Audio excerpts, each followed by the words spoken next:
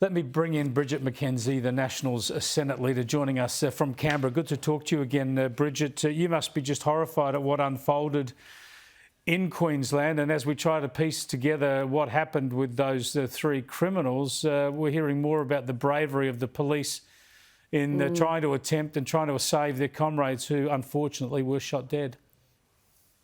Yeah, absolutely, Chris. I mean, and the fact that it happened in a small country town where everybody will be connected and at both a social and a familial level, but the bravery of those officers to run into danger, to assist each other, protect each other, and displays those sort of characteristics that we know very well from our police forces around the country, but also our ADF, that keeping each other safe, but also keeping us safe. It's been horrific, and I know the impacts of this on the force up there in Queensland and more broadly throughout Australia will be long held and felt, and our hearts and sympathies go with not just the victims and their families, but the wider community and particularly the police forces across Australia. We know that Gareth Train, the author of these wild conspiracy theories online, and some of them were anti-police, we know he was a licensed gun holder.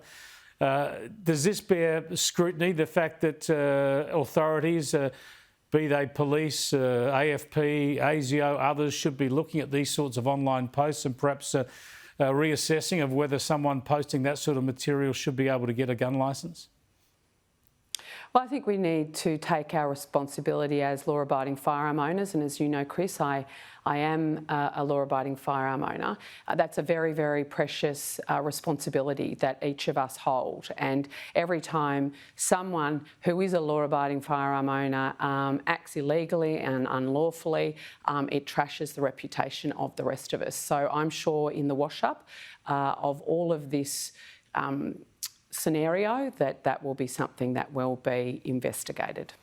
All right, into Canberra now. The reason you're there is because the government's called everyone back to pass its energy deal tomorrow. It's announced today ahead of time. It's got the Greens and David Pocock on board. That was always going to be the case, as I predicted, and these people were always going to extract something extra out of the government. They've done that.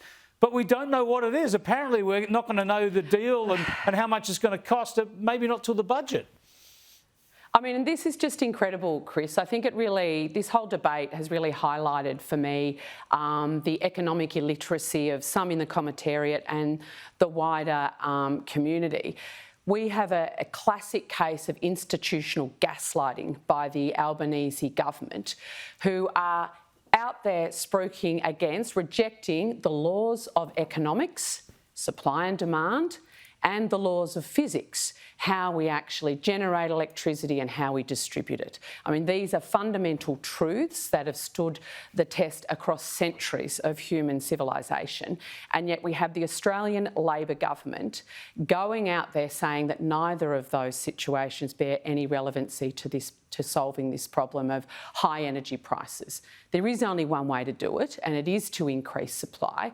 And what we've got is a government that is simultaneously being wedged by the Greens and David Pocock, the left on left, where the Greens want to see the shutdown of all coal and gas in this country. And that's been the price that the political price that has been extracted, which is going to lead to less supply of gas in particular, which is our transition energy source, over decades to come. It's just a classic failure of economics 101 by the Albanese government for a very short-term sugar fix, and the fact that I'm supposed to be voting on this at 1 o'clock tomorrow in the Senate.